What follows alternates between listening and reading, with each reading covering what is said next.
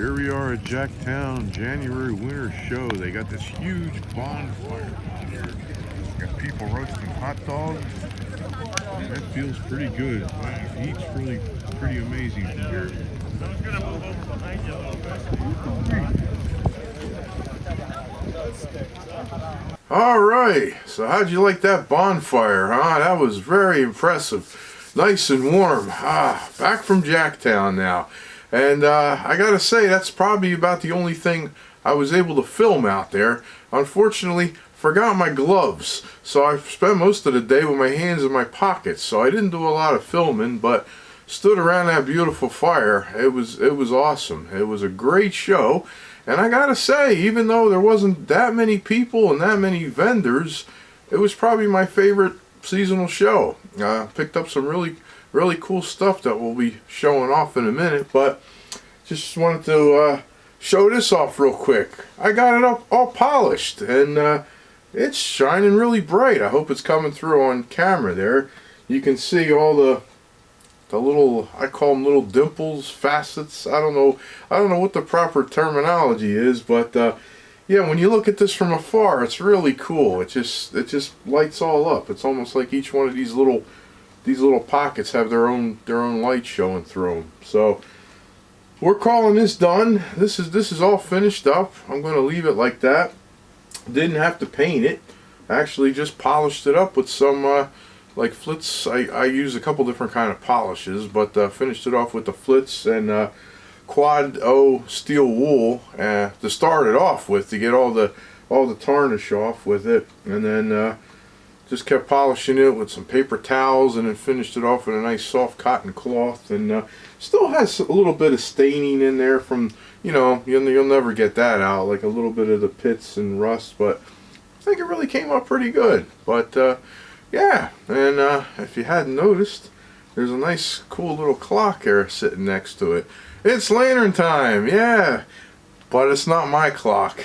It's my cameraman. He picked that up at Jacktown, and wasn't running. Actually didn't run. He took it all apart. What do you know? He's got the thing running, and it's got a good strong tick to it. I don't know if you can hear that on camera, but it's here. You know what? I'm gonna hold that right up to the mic here.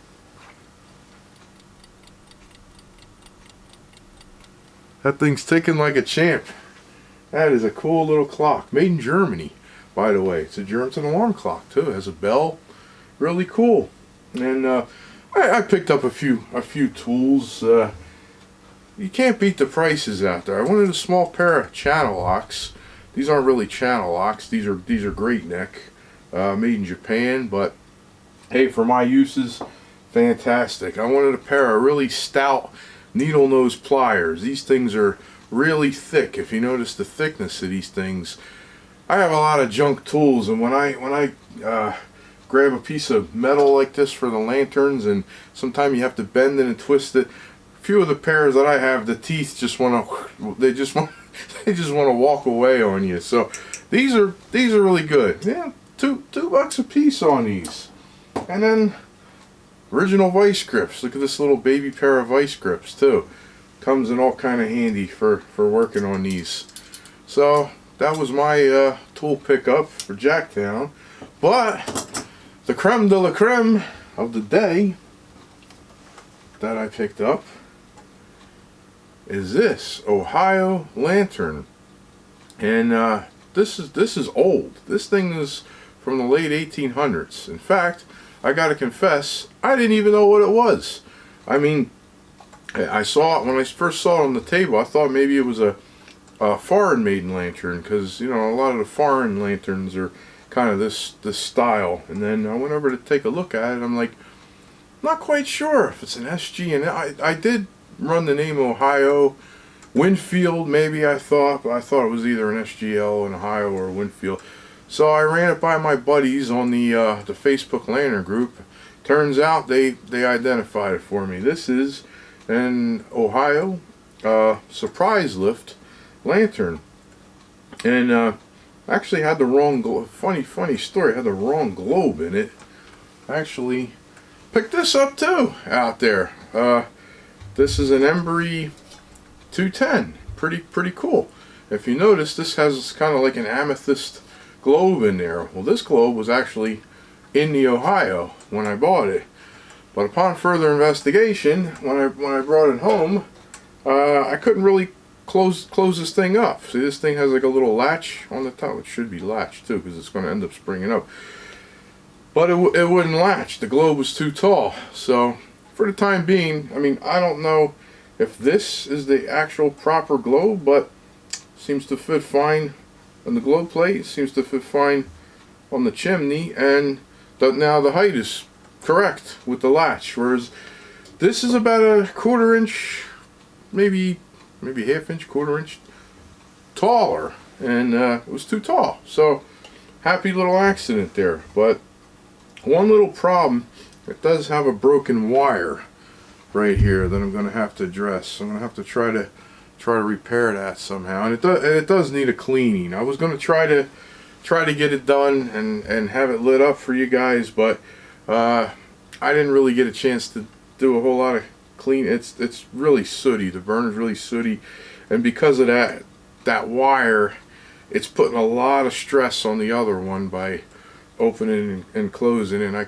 kind of want to try to get this thing fixed up and cleaned up. And also, this actually the part at the top of the chimneys, it came loose. That's no big deal. That's an easy fix.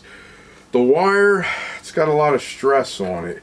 When you it's actually like a spring. It's actually like a little, I don't know what you call it, a leaf spring maybe or not, but when this globe is in this position, there's a real lot of torque on there. So I'm going to have to play around and see how I'm going to. I don't know if soldering is the way to go on this, because it's so thin, and I don't want to put a lot of heat on this because it's already broken. This thing is from the late 1800s, so I'm going to have to do a little investigation. So I don't want to jump too fast into this, because this thing is really old and really rare from what I'm told. And like I said, I didn't even identify it myself. It's unmarked. There's no markings or stampings on it, other than the top of the chimney, which says patent applied for. This doesn't even have a patent year, but like I said, it's supposed to be late 1800s. Really cool find.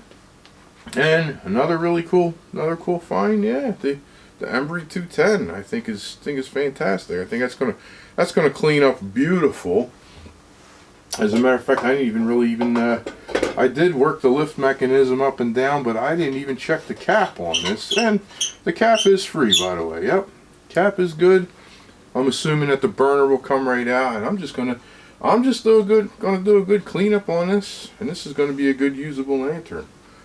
But yeah, so that's all we got for this week, and I'm glad everybody tuned in. I'm glad everybody's staying safe and you know, keeping warm. It's kind of cold. It was cold out there. I think it was just a few degrees above freezing. But good show, and hope to go again next year, as long as there's not snow in the forecast. But yeah, so everybody stay safe, take care, and we'll see you real soon. Hopefully we'll get this guy fired up and working. Alright, bye-bye for now.